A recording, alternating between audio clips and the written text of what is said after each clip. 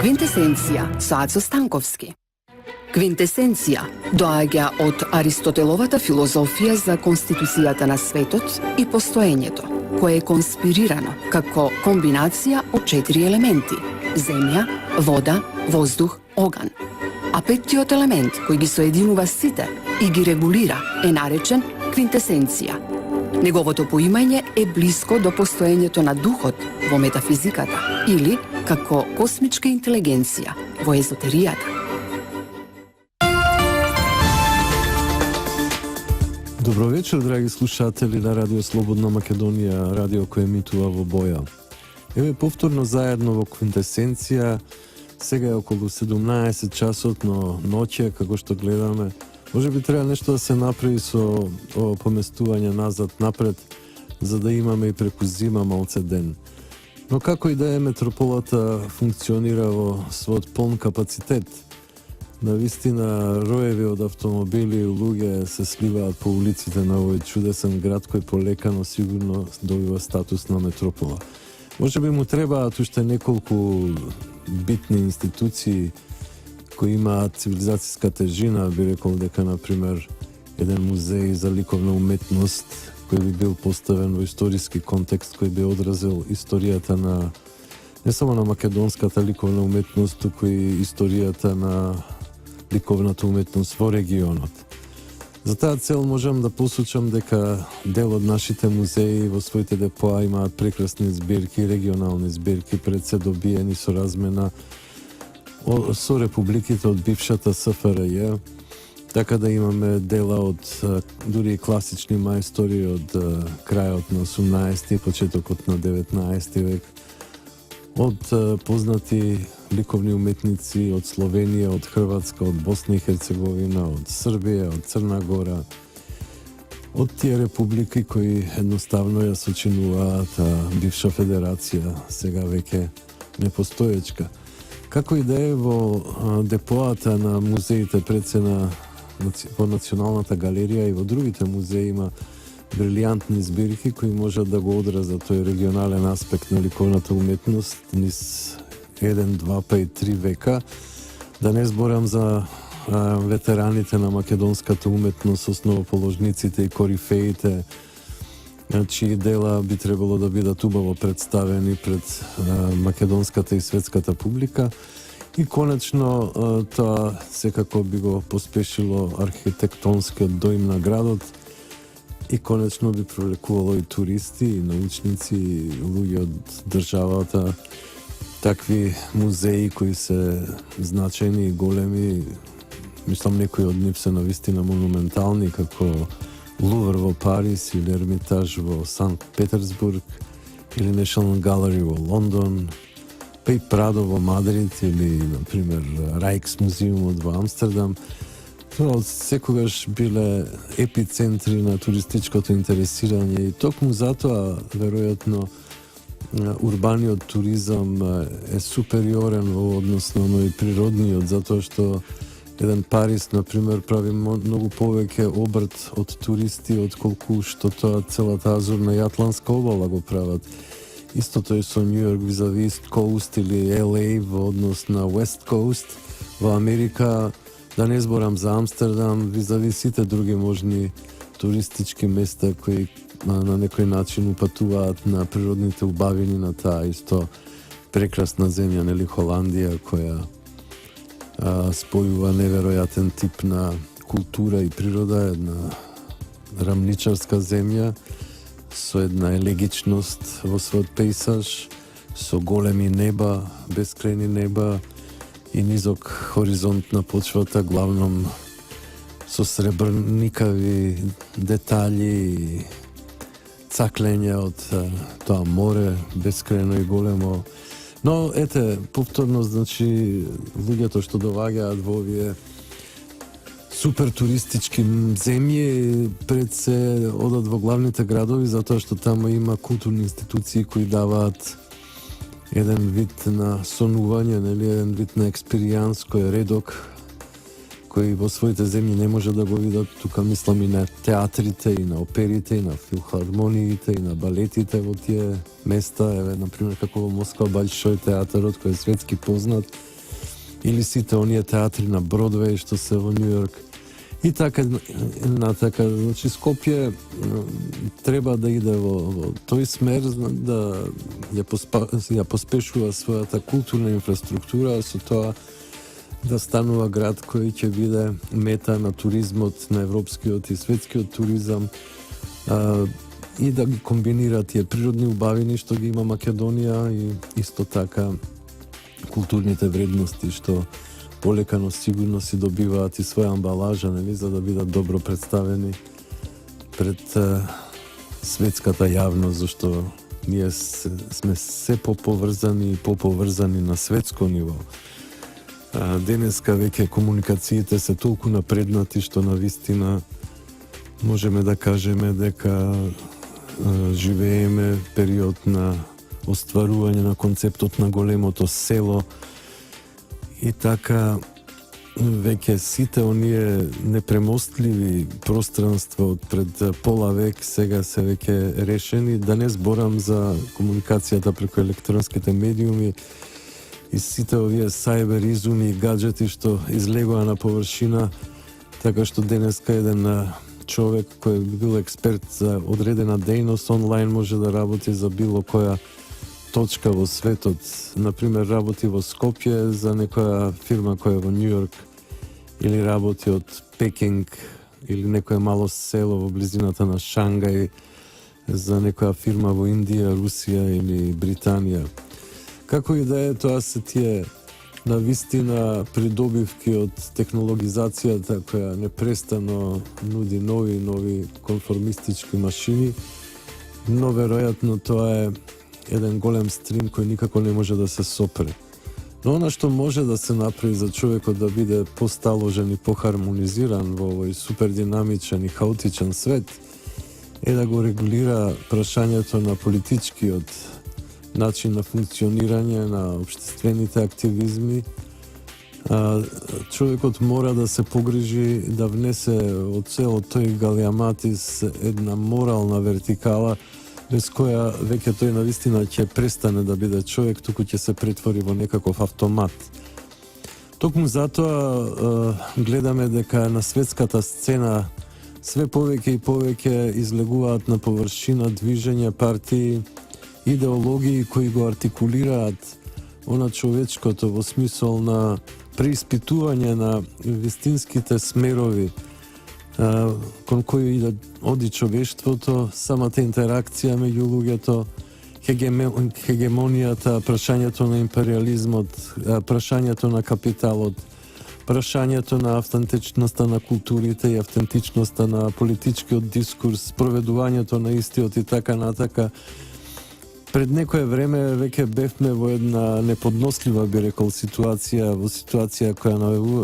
најавуваше една дистописка ситуација, која едноставно внесе помалци и параноја кај луѓето, еден голем песимизам, посебно поради таа агресивност на американската администрација под председателството на Барак Обама и сите тие јастреви, да ги наречам, врзани околу војно-индустријскиот комплекс на Америка, околу Волт Стрит и други пунктови на моќ. Во секој случај со пропаста на таа концепција на изборите, како малце да се отвори некој прозор, некој излез кон нека поинаква, можеби по-компромисна и по-респектибилна стварност, кон стратегии кои би биле далеку помеки и по-конструктивни.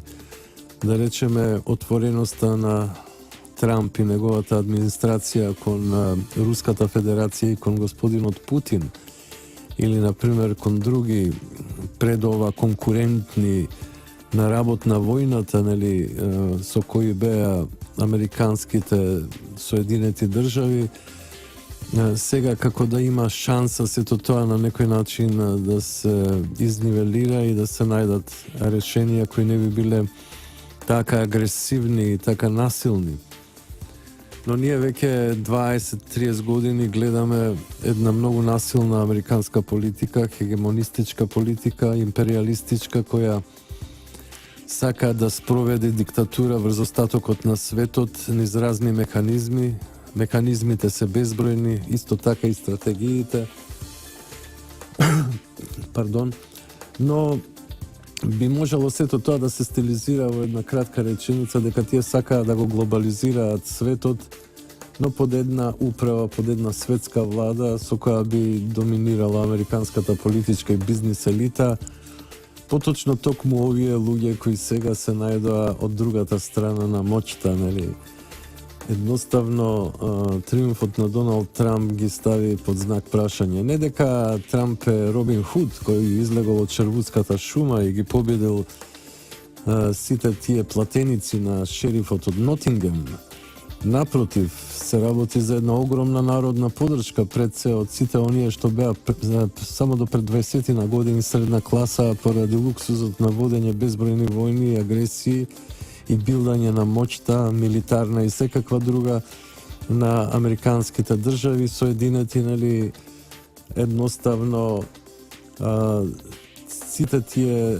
луѓе плюс дел од самата елита во која останал дел од оној традиционален морал на слободата, на просперитетот и на уважувањето на другиот, како да влегува во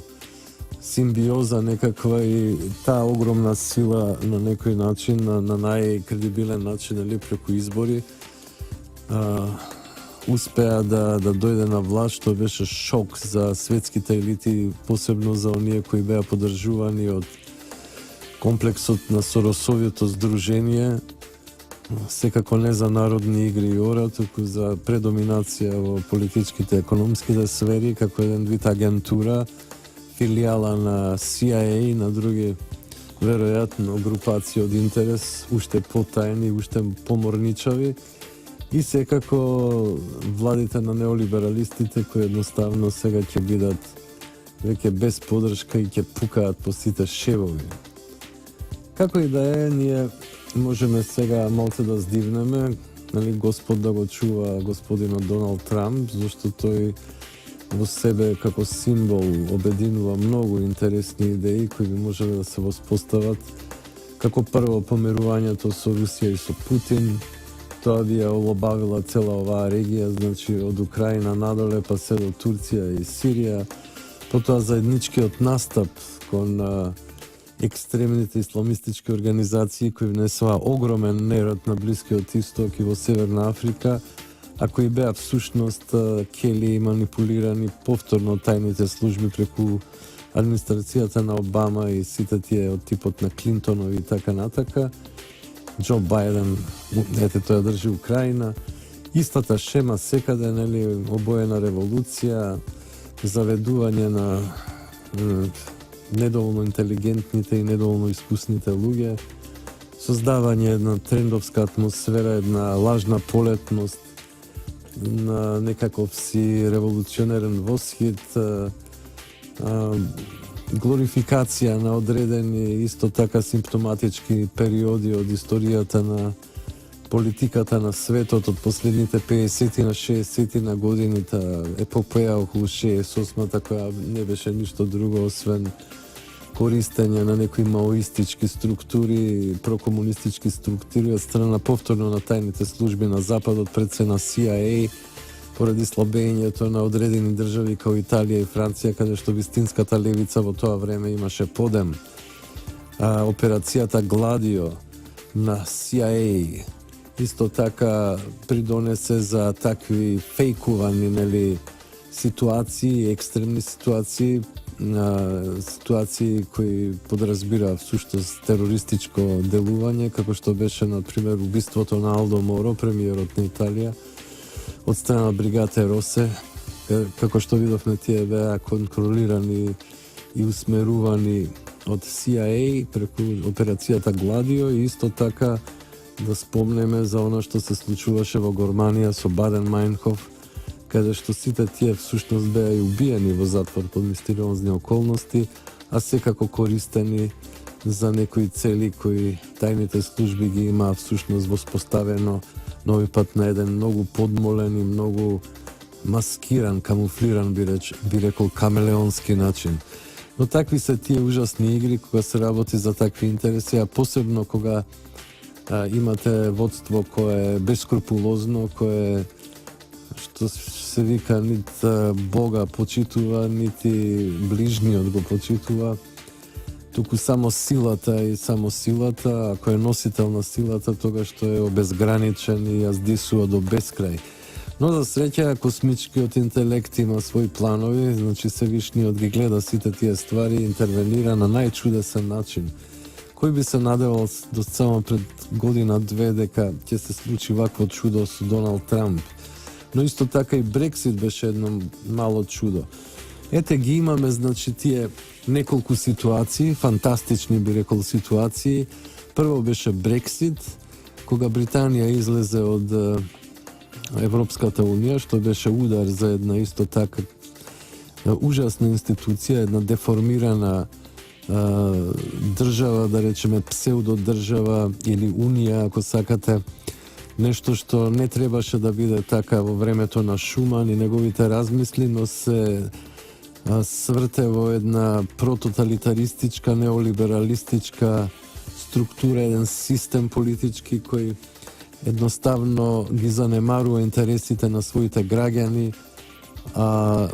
електоратот уште повеќе, значи главните управители, сите тие комесари во Европската унија се делегирани од некои партиски структури или од некои тајни братства, нели, кои имаат некаков интерес и инфлуенца огромна, нели, поради богатствата што ги имаат, како Билдербергови, например. Но ништо повеќе од тоа и како народот нема никаква полза од нив, само заглавува у поголема сиромаштија, у поголеми даноци и целата таа неодлучност, тој хаос што владее на ниво на самиот систем на Унијата, доведе до распад, до едно евидентно излегување на битна и моćна сила од Унијата. Тоа навестува нови такви потези, нови референдуми и едноставно некаков крај или десолуција на таа организација. Што се однесува до нас, ние исто така ќе доживееме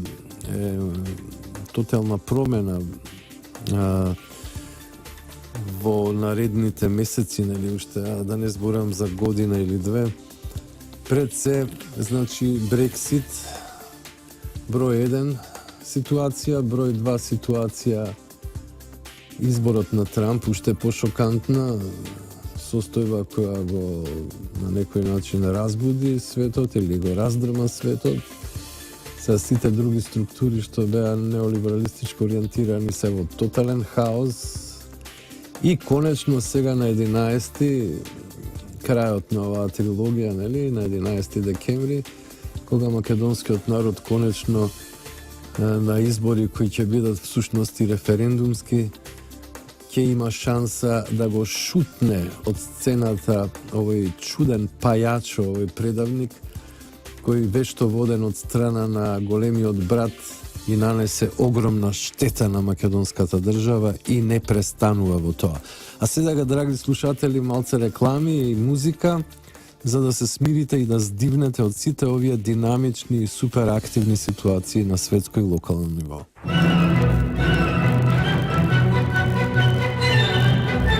Квинтесенција со Ацо Станковски. И навистина, овие последни 2 години Македонија и македонскиот народ доживеа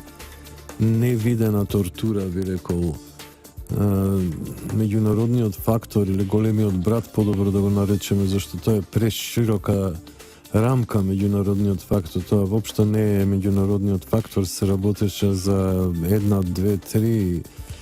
3 држави под водство на големиот брат на најимпериалистичката држава во светот, кои си поигруваа со македонската држава, со македонскиот народ и раководството политичко на македонската држава и народ, како со мали мачиња или како со експериментални глувци. Треба огромни нерви и голема концентрација, голема вера и надеж да се издржи таа тортура, посебно ако човек има одговорност, ако е навистина поставен во ситуација да одговара за многу луѓе, нели, зелјадници, да не кажам 1-2 милиона луѓе, колку што има граѓани во државава. Тоа е навистина голем предизвик и навистина требаше една сосема голема психичка енергија, но и многу разум да се тактизира и да не се биде изложен на еден директен напад, иако тие директни напади дојдоа неколку пати, да се сетиме само на Диво населје, тоа беше навистина терористички напад кој имаше за цел да развие цела една терористичка дејност во Северна Македонија и да ја внесе државата во нов распад, можеби во интервенционизам од страна, повторно би рекол, на големиот брат. Како и да е, работите навистина тргнаа во некој правец кој во ниедна смисла не би го нарекол исполнет со морал и почитување и со некаква политичка етика. Напротив, целата кампања се водеше на најдолни и најприземни нивоа кои не се достојни за човека. Би рекол со кодошење, со денунцијации, со зацрнување на ликовите и делото на македонското политичко раководство во тој период, со секакви измислици, приказки, со филувања и фингерајки, како што ги видовме на десетици и десетици во последните 2 години. Но еве сега конечно доаѓа моментот, значи морам да признаам дека многу луѓе во државата го чекаат овој момент, 11 декември, за да го кажат својот став, затоа што досега немаа право да го кажат својот став. Сите институции беа блокирани, се формираа пара институции и се тоа под дејствие на оној господин Чадор, кој сега едноставно ќе добие чадор боднат во неговиот ректум. Кој да е господинот Чадор? Насетуваме кој е Чадорот, но никој во државата нема смелост да го каже по име и презиме. А може би тој Чадор е конгломерат од повеќе личности, повеќе образини, што би рекле, еден тип на монструм, нели, на комбинација од личности, параличности некакви кои функционираат во некаква мрачна синергија. Како и да е, сега тоа е готово. Сега сите тие чадори веќе ќе може да се спакуваат и може би во догледно време ќе им се удри по некој чадор од грб. Ќе видиме како новата администрација ќе ги преиспита сите злодеянија. Во секој случај се откачува еден по еден. Прво со Брексит, еден значаен така чадор се откачи, чадорот кој е веројатно еден вид мастермајнд, од секогаш тие чадори сакале да бидат, нели, something special, држеле до себе, нели. Потоа пројде време, но некако се закрепна, иако Брексит ги разорна, нели, така да едниот господин некако малце исчезна од сцената, за после да се задржи на неговите слаби и долги ноđиња и полека да дојде пак до некои позиции, онака странично да се убацува, откако виде дека, нели, британците, освен тој Брекзит, всушност влегуваат во еден систем повлијаени од администрацијата на Обама и моćните неолибералистички струи кои патуваат кон Британија. Денешните конзервативци се всушност либералите од пред неколку години, така да сето тоа се меле на некој начин, но работата не беше готова се до победата на Трамп. Кога победи Трамп, веќе и таа врска, веќе и таа цевка, нели, која ги снабдуваше со некакви ратоборни енергии, се прекина и остана заледени, што би рекла прекрасната госпожа Мирка Велиновска, во фрижидерот на собственото изненадување, нели, парафризирајќи ја. Како и да е, дојде ситуацијата и главниот играч, нели, главниот чадор да почне да се пакува, да свати дека it's all over now, без оглед колку му паѓа тешко, играта е веќе завршена за него и тој полека но сигурно треба да се спрема, нели, за своето ходочастие во матичната му земја, каде што ќе биде, нели, од новите луѓе во Стейт Департментот добро запрашан што правил сите овие години и зашто ја довел позицијата на Соединетите Американски држави на такви мизерни нивоа и во однос на Турската република, и во однос на Македонија, и во однос на целиот регион. Тоа нема да пројде баш така лесно и затоа е тажен, но сега тажен си кога кармата доаѓа како бумеранг, кога си орјашал по линијата на моќта, чувствувајќи се како херој кој нели јава на Пегазот на Шанзелизе или Елисејските полиња, тогаш си се чувствувал како господар на светот.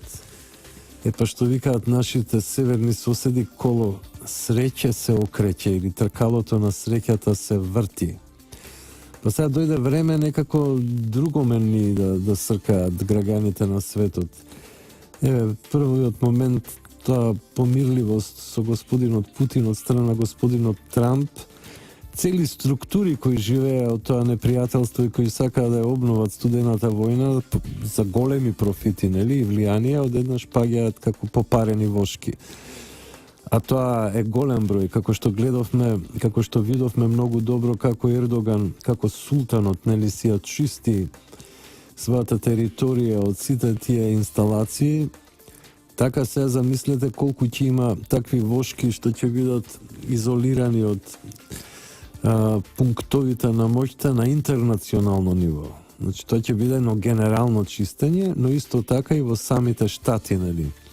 каде што ќе има големо чистење. Во секој случај,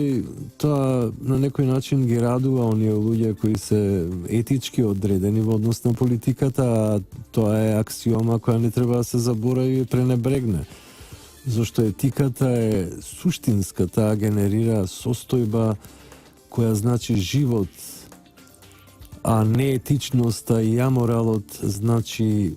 деградација, деструкција и смрт во најмала линија, нели? Но како и да е, гледаме дека универзумот има своји механизми и знае како да ги зачува сите добри нешта кои едноставно се случуваат и низ творештвото на големиот ум и душа и низ самата еволуција на суштествата кои интерактираат меѓу себе во разни смерови, испитувајќи разни можности, нели, на сознание и на живот. Како и да е, гледаме дека нештата веќе драстично се променија во однос на оние кои сега ќе истрчаат на 11 со мизерна, нели, програма од типот федерализација и од типот двојазичност, од типот на провоцирање на нови можни нереди, меѓутоа не знам како воопшто не се толку освестени, веќе толку време пројде дека сега главниот газда,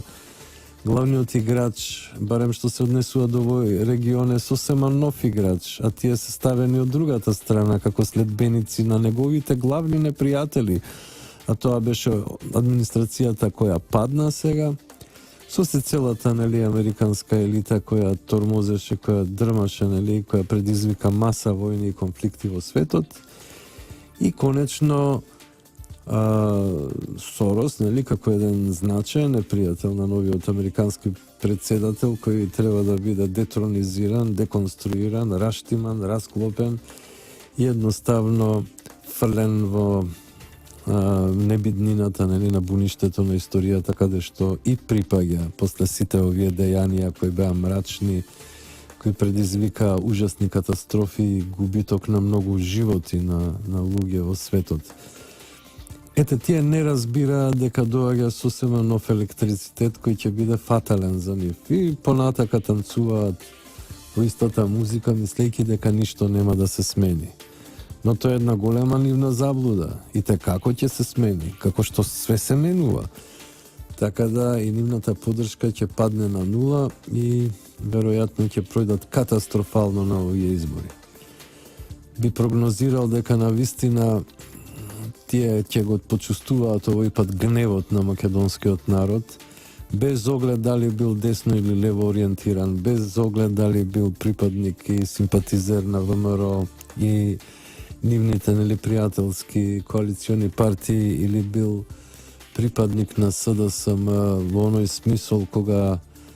такви луѓе, припадници на СДСМ кои се повеќе, кои го чинат огромното гласачко тело на таа партија,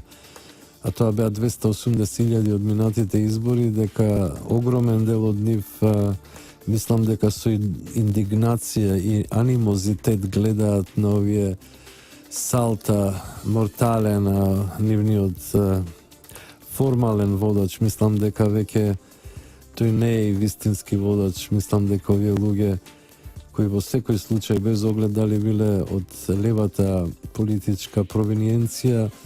тие луѓе секако ја сакаат Македонија и се патриоти, и не верувам дека би влегле во таков идиотизам да гласаат за овој лажен цар Шчепан Малиот, еден чуден намесник, еден архикодош кој едноставно е ставен во идиотска функција да го разнебитува македонскиот народ и македонската држава. Тоа е навистина непростливо, но исто така видовме дека е човек поточно лажливец од голем формат, што никако не може да му се прости. Исто така гледаме што се случува всушност во неговата општина, дека таа општина во однос на тоа дека е една од најбогатите општини во Македонија, дека е феноменално стратегиски поставена помеѓу две држави, Бугарија и Грција, и дека тоа е еден богат, плоден крај. Тамо навистина гледаме дека инфраструктурата е на мизерно ниво, дека многу ветувања не се остварени, дека отпадот се пласти, го ремети погледот на граѓаните на Струница, исто така и на туристите кои доваѓаат. Мислам дека еден од најодвратните моменти во очите на секој, во свеста секако на секој намерник и на секој граѓанин на Македонија е тоа што имаме многу отпад на јавни места. Тоа ќе треба подхитно да се зачистува, затоа што самиот отпад е метафора на отпадот во македонскиот народ. Тој отпад го видовме, тој се пројави на сцената ни, своето политичко делување, главно морбитирајќи околу опозицијата, околу оваа мала клика која функционира на еден крајно деструктивен начин, но за тоа ќе се погрижи вселенскиот ум и ќе им покаже каде им е местото на 11 декември. Мислам дека излезноста ќе биде огромна, дека македонскиот народ нема да се двоуми да излезе да гласа и дека навистина ќе му даде една жешка лекција, незаборавна лекција на овој мал клоун, на овој артифицијелен Наполеони, кој навистина го вознемирува народот македонски, не даде да се живее во хармонија, во отпуштеност и да се тераат сите тие проекти, сите тие креативни зафати, сите тие зафати за подобрување на животот во Република Македонија, за зголемување на економската моќ на државата и на граѓанинот македонски, и на тој начин почна да станува скоро историски символ за нешто негативно, за нешто расипано, за нешто подмолно,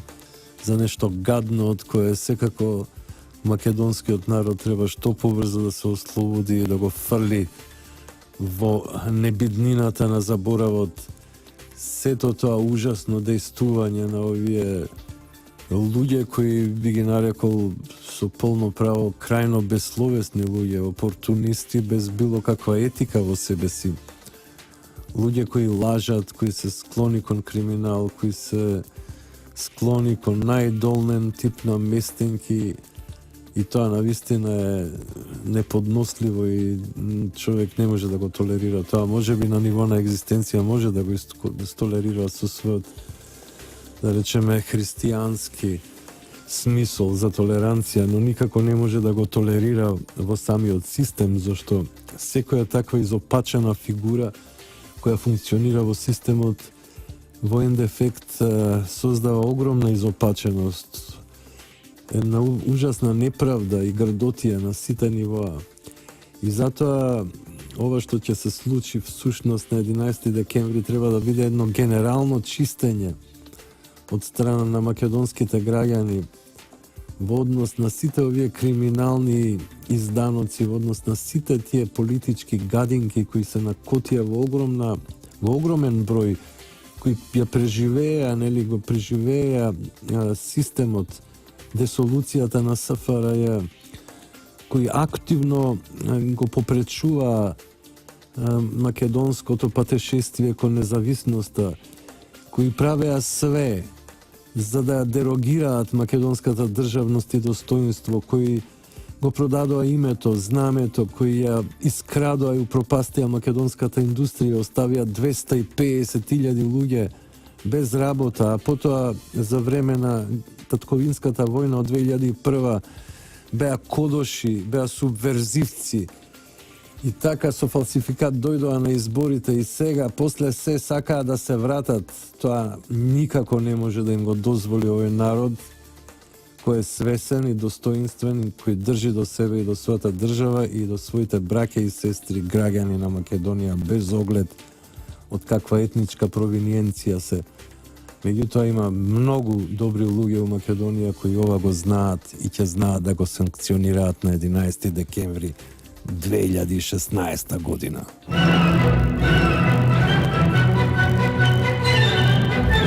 Квинтесенција со Ацо Станковски.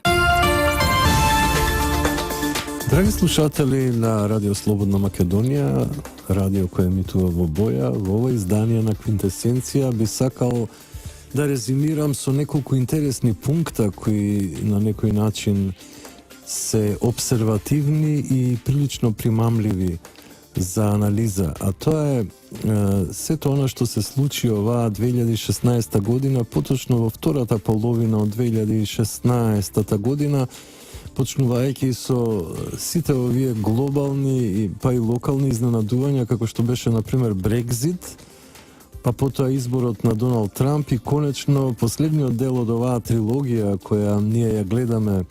повеќе години, а чии крешчендо е во последните 6 месеци,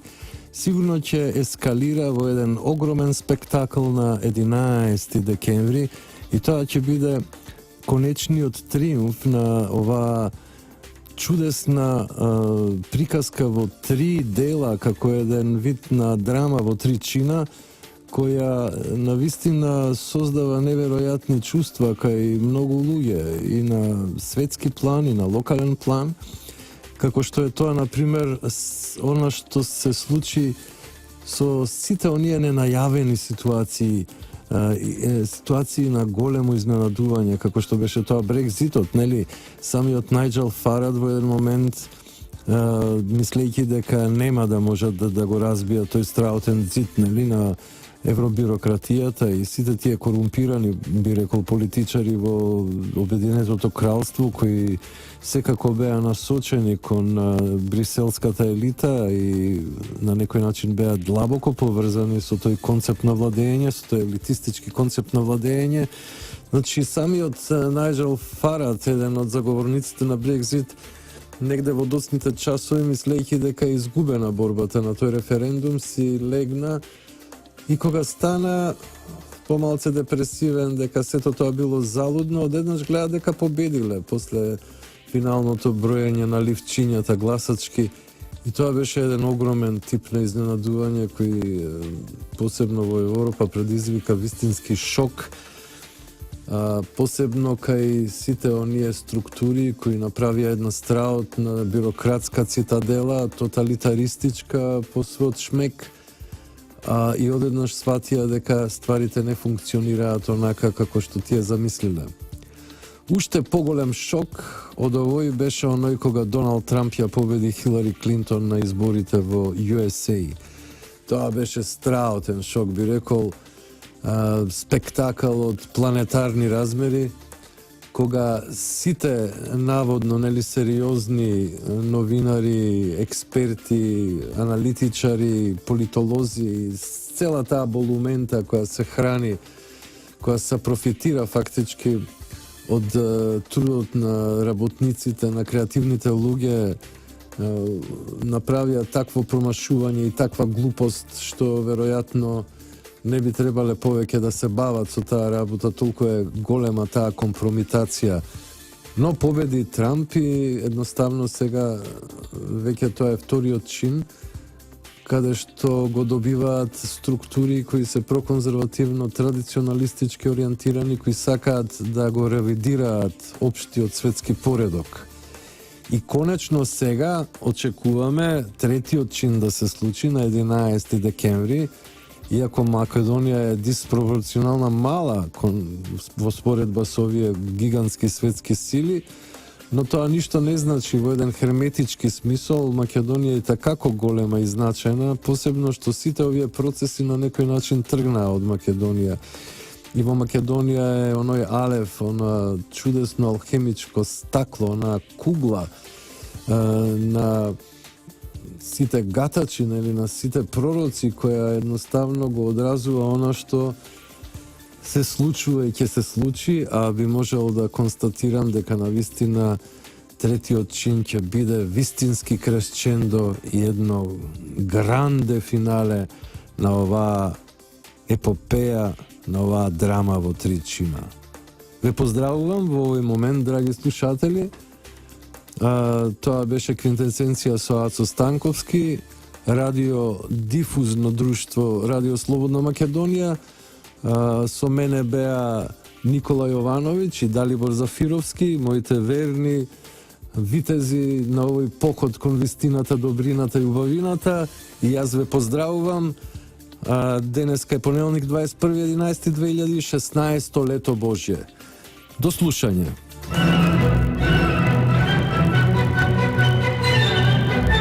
Квинтесенција со Ацо Станковски. Квинтесенција доаѓа од Аристотеловата филозофија за конституцијата на светот и постоењето, кое е конспирирано како комбинација од 4 елементи: земја, вода, воздух, оган. А петтиот елемент, кој ги соединува сите и ги регулира, е наречен квинтесенција. Неговото поимање е блиско до постоењето на духот во метафизиката или како космичка интелигенција во езотеријата.